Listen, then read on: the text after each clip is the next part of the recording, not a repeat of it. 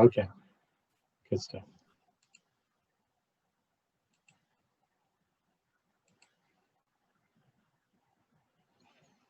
Okay, everyone. My name's Paul Ovington, as Anka has introduced me. Thank you, Anka, for that kind introduction.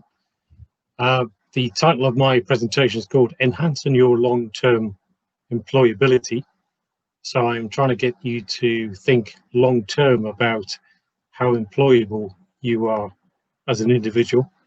I should say that I'm perfectly qualified for this particular presentation because I've been made redundant about 4 times in my career. So very frequently I've had to think about my employability. And about 20 years ago, I was working as a permanent employee. I got made redundant for the first time, and I found myself right out in the cold and had to think very carefully about how I reposition myself because my industry had gone sort of downhill. So the kind of outcomes I'm looking for you today is to get you to think long term about your career prospects and your assets.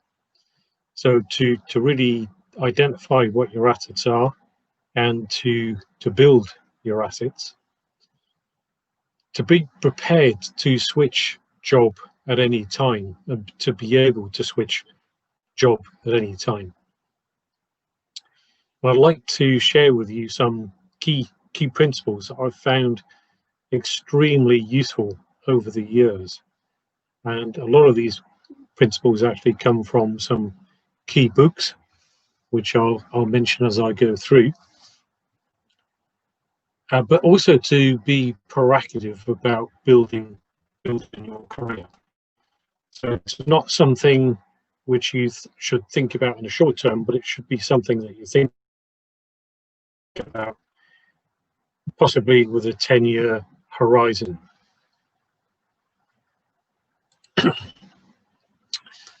So as I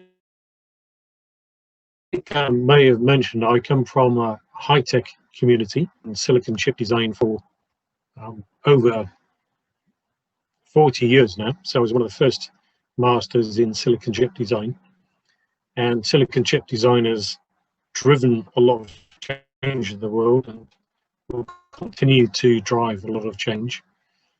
So I'd like you to beware, because in the next 10 years there are so many different technologies which are kind of converging on each other right now. We've got the advancement of silicon chip design, we've got artificial intelligence, machine learning, we have 5G infrastructure, we have sensor proliferation all over the place, we've got the expansion of the internet, the increase of networking speed, we've got cloud computing.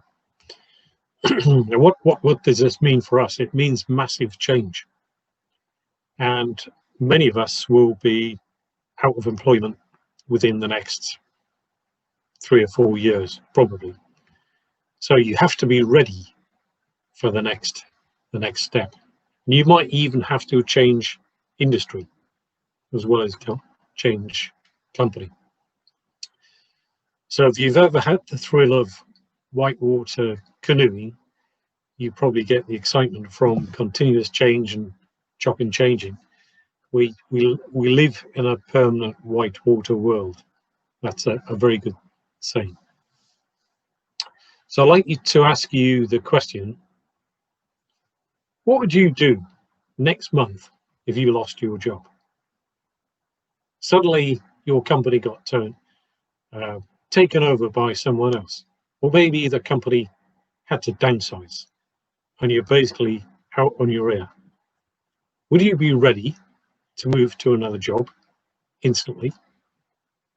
There's one thing having to go for another job if you've already got a current job and you've got time and cash flow to go on, but sometimes, and I think it's probably happening to a lot of people during the pandemic right now, they're actually losing the job and they have to think of something different to do.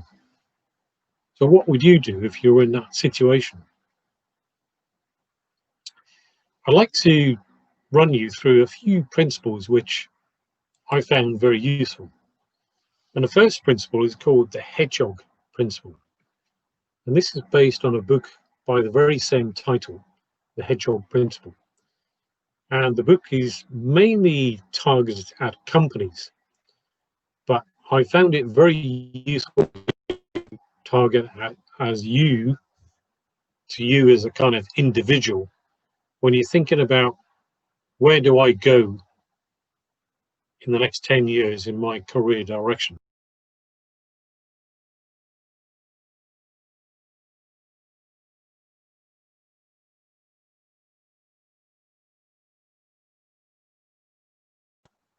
There are three things which have to come together.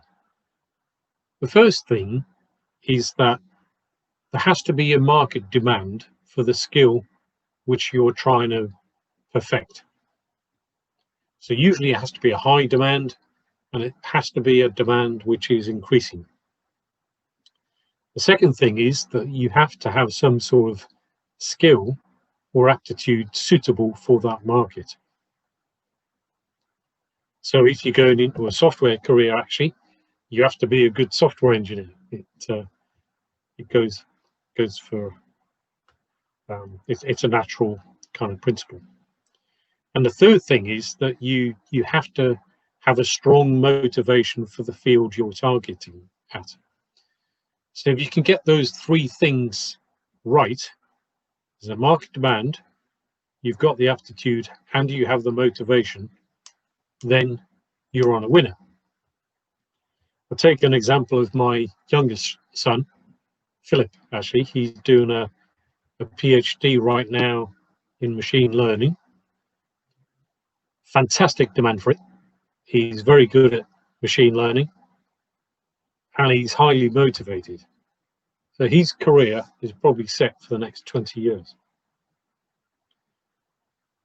If you get one of those three wrong, then you could be in for a difficult time. So if you're going in a certain direction, test that direction by looking at those three principles.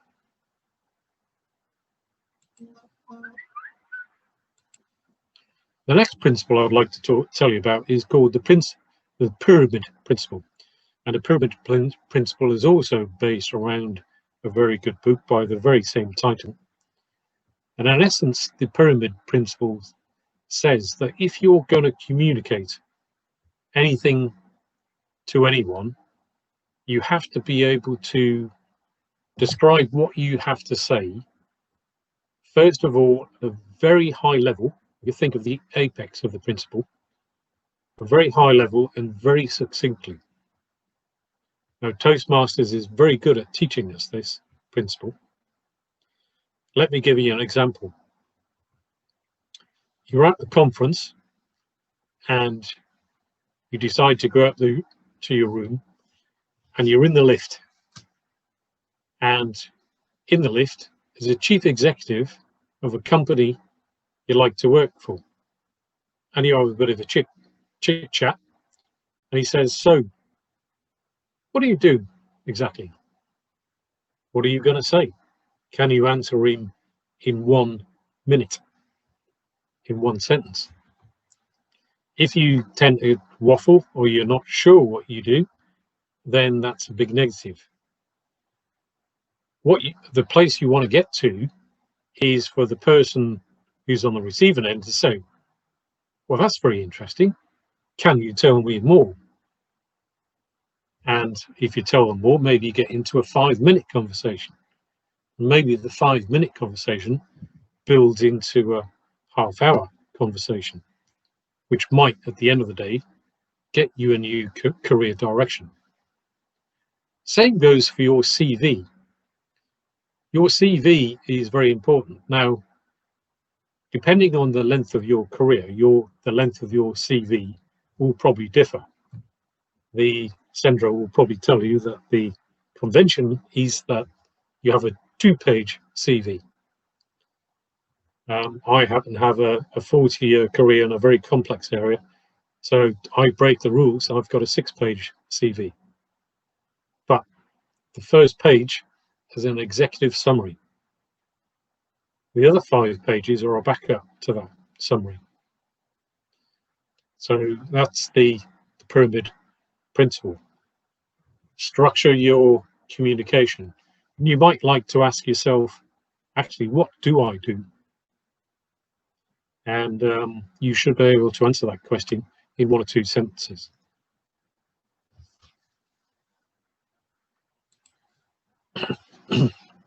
Another key principle I'd like to share with you is called, before you get thirsty, dig your well. Now, this is an analogy, and again, it's based on a very famous book by the same title.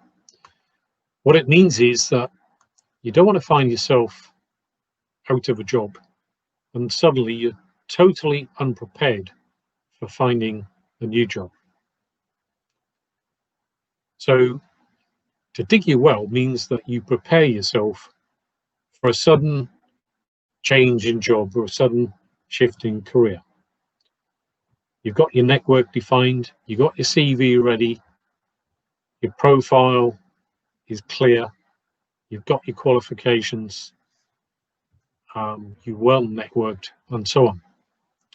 So if you dig your well first, well before you find yourself in that situation, and as I say, there's a high probability in the next 10 years you will find yourself in that situation, then you'll be in a very much better position than otherwise.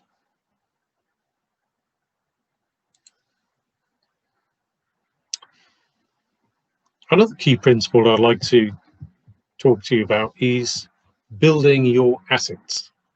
I'll describe what your key assets are in a minute, but some of you will know of a personal development guru called Brian Tracy.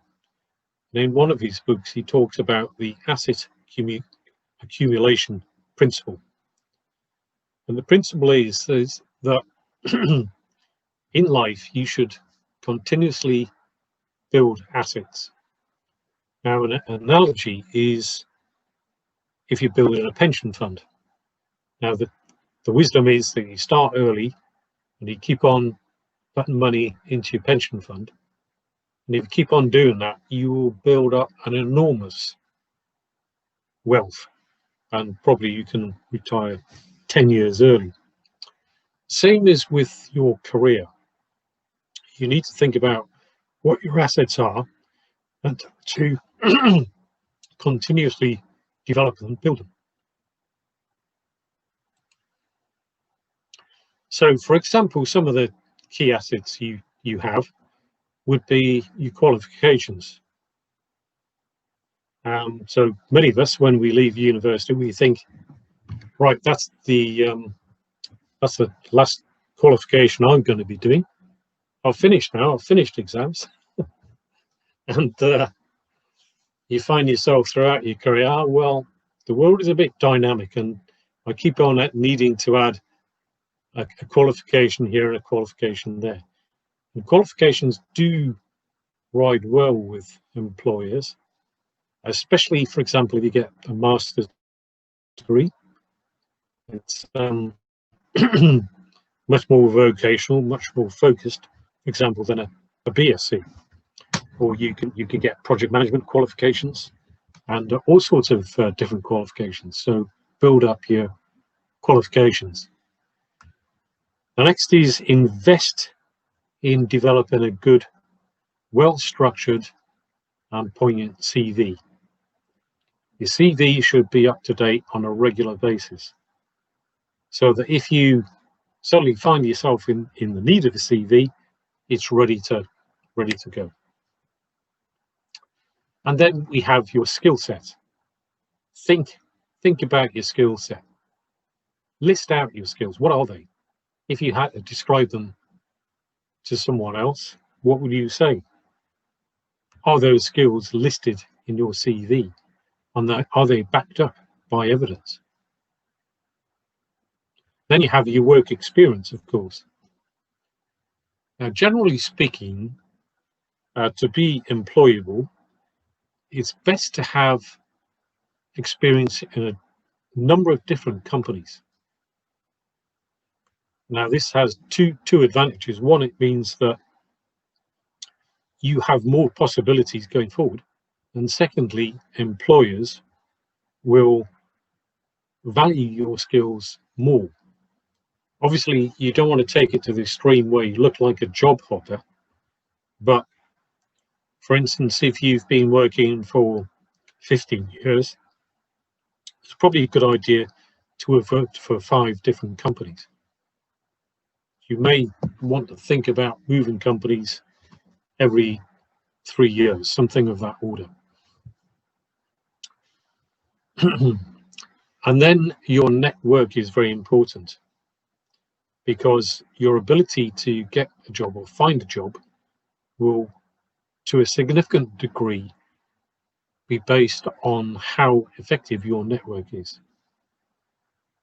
And then we have your capabilities. What are you capable of doing?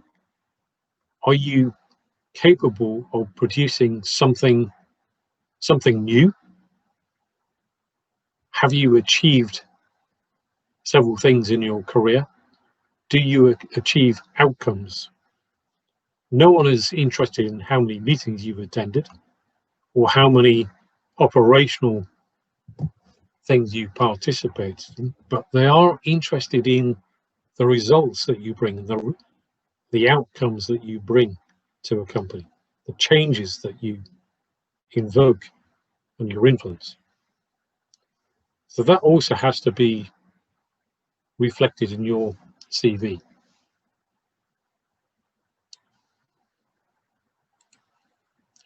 And I mentioned your network, and this is very, very important. There is a famous saying, is that your network correlates to your net worth. So it's not just what you know, but it's who you know. And this includes your personal network. I'm a raving fan of LinkedIn. It's the primary platform for networking amongst professionals, and is a growing worldwide network. I think my LinkedIn database, or my LinkedIn links, are around about 6,000 internationally now. And they're mainly in my particular niche, which is high-tech project management. Also, ex-colleagues are very, very important. People who you gel with or have a good relationship with, keep in contact with them. Write to them, phone them up, meet them. Keep in contact on LinkedIn. I've got a couple of colleagues who I used to work for between 1984 and 1994. I kept in touch with them. I managed to get two contracts with those two friends, worth an estimated £400,000 for those 2 contracts. So is it worth keeping in contact with ex-colleagues? Absolutely, yes, it is. And the other thing is to have a network of key agents. So you might like to have an Excel database of agents, and it could be a good idea to grade the agents. So you might have a top 8 agents who are tuned into your niche, who know you, and are ready to put you out in the market. You've got a track record with them. Keep good relationships with them. Talk to them. Email them. Wish them happy Christmas, happy birthday. Get in touch with them even when you don't need to get in touch with them, just to see how things are going. By building those relationships, you create a network which can instantly find you a new job.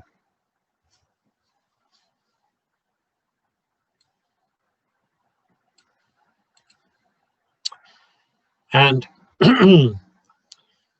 think strategically about your profile and your capability. So for companies, a strategic tool often used is called SWOT: strengths, weaknesses, opportunities, and threats. But you can equally apply that framework to your own profile. Get yourself 4 pieces of paper. Write down, what are your strengths? What are your weaknesses? What potential opportunities do you have looking forward? Are you in the right job right now? Or is it a good idea to stay where you are, in fact? If you had to move, where would you move? Are you able to move industry sectors, for instance? And what are the threats facing you? Are you in a job, perhaps, where technology may make your job redundant? Do you need to think about something else? By sort of writing a list of these 4 different areas, you kind of naturally find yourself a new direction, and you always have to be thinking of the next step. But I'd like to finish off by sharing with you what I believe are the 3 key skills for employability. And those are communication skills, leadership skills, and teamworking skills. So you have to have those skills, and if you can demonstrate that you do have those skills in your CV, then you stand a far better chance than some of your competition. And you might like to ask yourself, do you know a place where you could learn those skills? And the answer, of course, is Toastmasters. And with that, I'd like to ask, does anyone from the floor have any questions?